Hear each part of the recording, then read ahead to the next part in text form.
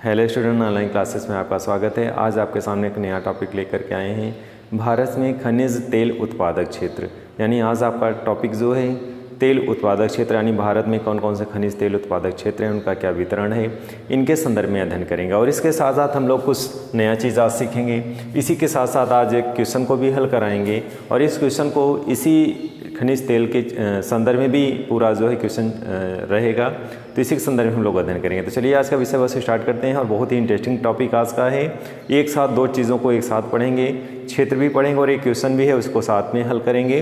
तो सबसे पहले हम लोग समझेंगे कि ऊर्जा संसाधन क्या है। एक प्रश्न है, बहुत ही महत्वपूर्ण है, एग्जाम में इस तरह से आता है, पूछा जाता है, ऊर्जा संसाधन क्या है, खनिज तेल वितरण क्षेत्र को समझाइए। बहुत ही इंपॉर्टेंट क्वेश्चन है और ये ज़्यादातर बार आ चुका है कि ऊर्जा संसाधन क्या है और खनिज तेल वितरण क्षेत्र समझाइए। भारत में कौन कौन से खनिज तेल के वितरण हैं, कहाँ कहाँ पे हैं खनिज तेल, तो उन संदर्भ में ये क्वेश्चन बहुत महत्वपूर्ण है। इसके संदर्भ में लोग अध्ययन करेंगे। तो चलिए विषय वस्तु स्टार्ट करते हैं। सबसे पहले हम लोग समझेंगे ऊर्जा संसाधन क्या है।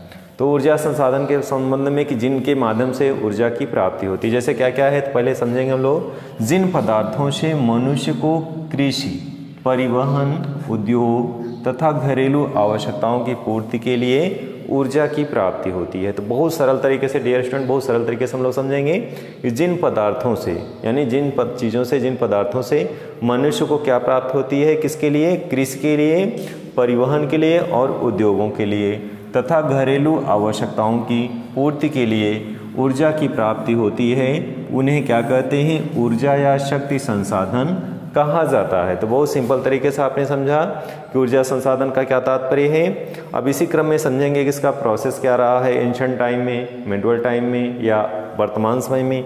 तो जैसा कि आप जानते हैं, प्राचीन काल में कोई टेक्नोलॉजी थी नहीं, हम लोग परंपरागत चीज़ों पर निर्भर रहते थे।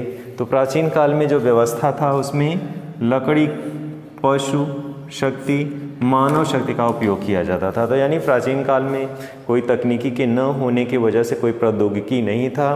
तो उस टाइम में जो ऊर्जा का जो स्रोत था, लकड़ी था, पशु शक्ति था, मानव शक्ति का उपयोग करके जो है इनके माध्यम से जो है ऊर्जा की प्राप्ति होती थी। लेकिन जैसे जैसे टेक्नोलॉजी डेवलप हुई वैसे वैसे मानव विकास के क्रम में आगे बढ़ता गया और इसी क्रम में मानव जो है वर्तमान समय में ऊर्जा के संसाधनों में खनिज तेल, कोयला, प्राकृतिक गैस, परमाणु ऊर्जा का प्रयोग करने लगा।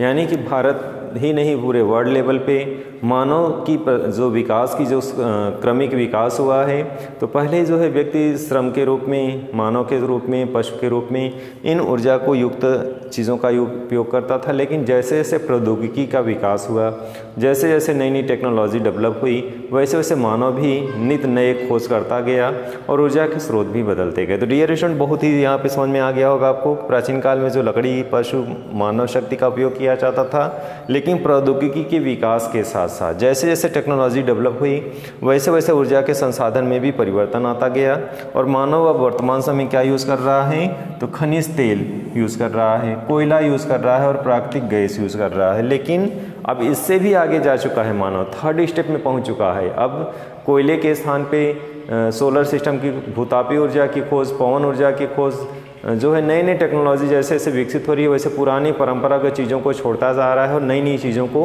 अपनाता जा रहा है। तो तीन स्टेप यहाँ पे है। प्राचीन काल में जो स्रोत था, फिर उसके बाद आधुनिक टेक्नोलॉजी जो डेवलप हुई, तो जो हम लोग इसके पश्चात जैसे कोयले को यूज़ करने लगे शक्ति के रूप में, खनिज तेल का उपयोग करने लगे, प्राकृतिक गैस का यूज़ करने लगे। लेकिन ये भी संसाधन सीमित मात्रा में कभी समाप्त हो जाएंगे, इससे बहुत सारे नुकसान हैं इनके।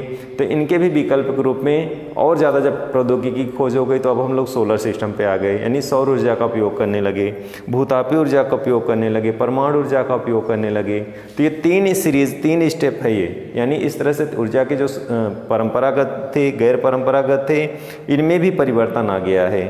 तो वर्तमान समय में हम कहाँ पे पहुँच गए हैं, यानी खनिज तेल, कोयला, इनसे भी आगे निकल गए हैं। अब हम ऊर्जा के स्रोत के रूप में परमाणु ऊर्जा का उपयोग कर रहे हैं, भूतापी ऊर्जा का उपयोग कर रहे हैं, पवन ऊर्जा का उपयोग कर रहे हैं और सौर ऊर्जा शक्ति के स्रोत के रूप में प्रयोग किया जा रहा था। डियर फ्रेंड, ये यहाँ तक था ऊर्जा संसाधन क्या है। अब इसी क्रम में आगे बढ़ेंगे, यानी प्रश्न 2 पार्ट में है। ऊर्जा संसाधन क्या है, खनिज तेल वितरण के क्षेत्र को समझाइए। तो बहुत सरल तरीके से आपने समझा।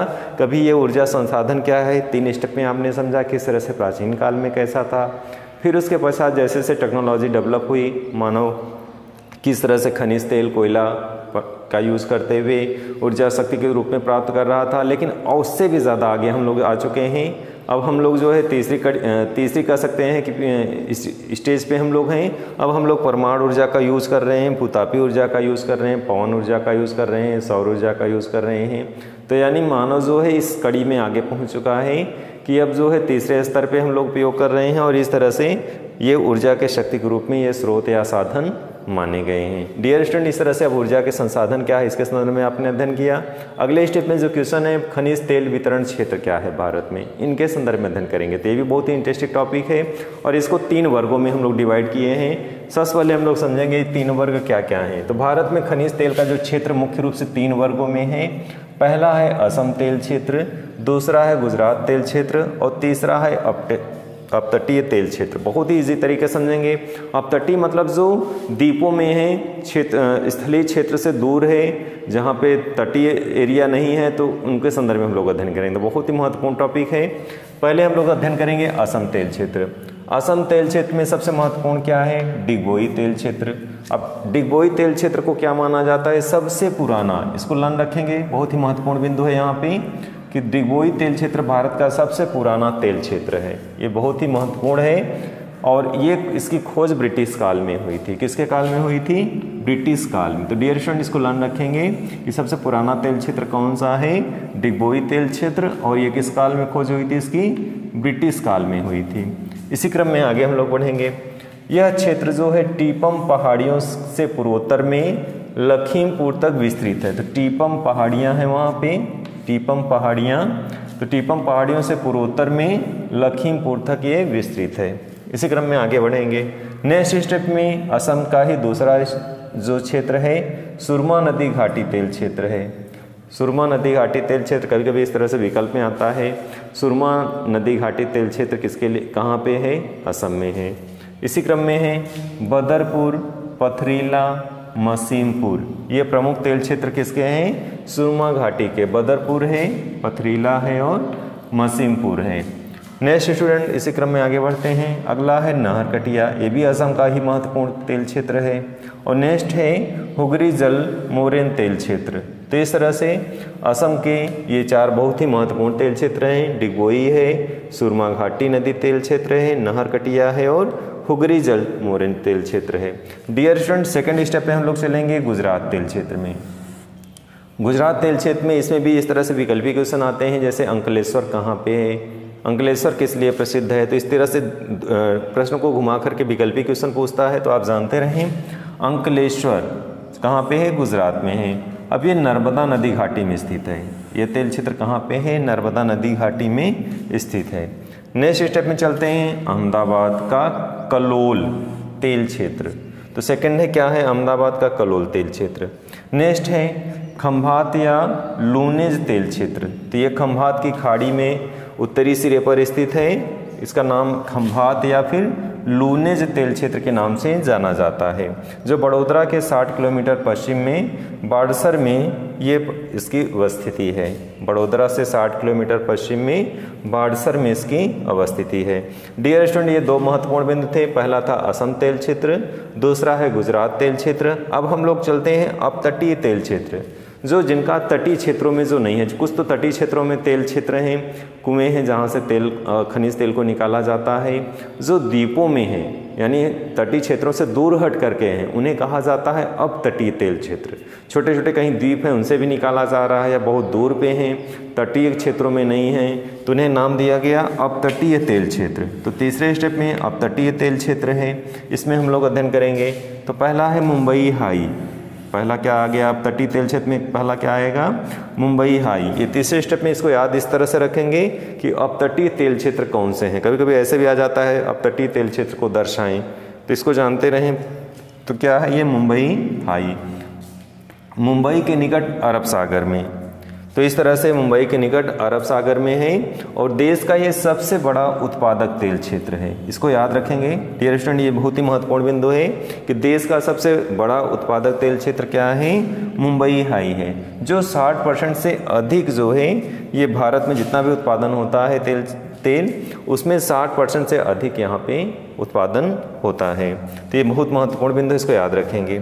सेकंड स्टेप में है अलियावेट, ये क्या है, अपतटीय तेल क्षेत्र है। ये भी अपतटीय तेल क्षेत्र क्या है, अलियावेट, जो गुजरात के सौराष्ट्र में भावनगर जिले में है और ये भावनगर जिले से 45 किलोमीटर दूर अरब सागर में अलियावेट द्वीप पर है। तो इसको याद रखें कि अलियावेट क्या है, एक द्वीप है, वहाँ पे ये तेल क्षेत्र है। तो इसको याद रखेंगे, अब तटीय तेल क्षेत्र है अलियावेट और ये कहाँ पे है, गुजरात के सौराष्ट्र में भावनगर जिले से 45 किलोमीटर दूर अरब सागर में अलियावेट एक द्वीप है और ये अलियावेट द्वीप में ये तेल क्षेत्र है। तो ये अलियावेट क्या है, एक द्वीप है, द्वीप का नाम है, जैसा कि आप जानते हैं ऐसा स्थलीय क्षेत्र जो चारों ओर समुद्री क्षेत्रों से घिरा हुआ हो, तो छोटे छोटे द्वीप होते हैं। तो अलियावेट क्या है, एक द्वीप है और इसी द्वीप पर ये तेल क्षेत्र है, इसीलिए इसका नाम भी पड़ गया अलियावेट तेल क्षेत्र।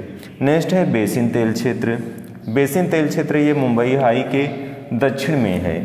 तो डियर स्टूडेंट, आज आपने इस वीडियो में अध्ययन किया, एक क्वेश्चन को भी हल किया कि क्वेश्चन क्या था कि ऊर्जा संसाधन क्या है, खनिज तेल वितरण क्षेत्र को समझाइए। बहुत इजी तरीके से ऊर्जा संसाधन क्या है, खनिज तेल वितरण क्षेत्र को समझाइए। तो इस प्रश्न के संदर्भ में आपने अध्ययन किया ऊर्जा क्या है, ऊर्जा के क्या स्थिति रही प्राचीन काल में, फिर जैसे जैसे प्रौद्योगिकी का विकास हुआ, फिर कैसे हम लोग डेवलप करते गए और ऊर्जा के नए नए स्रोतों के रूप में उपयोग करते गए, फिर कैसे आज हम परमाणु ऊर्जा के क्षेत्र में आ गए हैं, कैसे हम आज भूतापीय ऊर्जा, कैसे हम सौर ऊर्जा, पवन ऊर्जा, नई नई टेक्नोलॉजी जैसे से विकसित हो रही है, नए नए ऊर्जा के स्रोत के रूप में नई नई चीज़ें निकल करके आ रही हैं।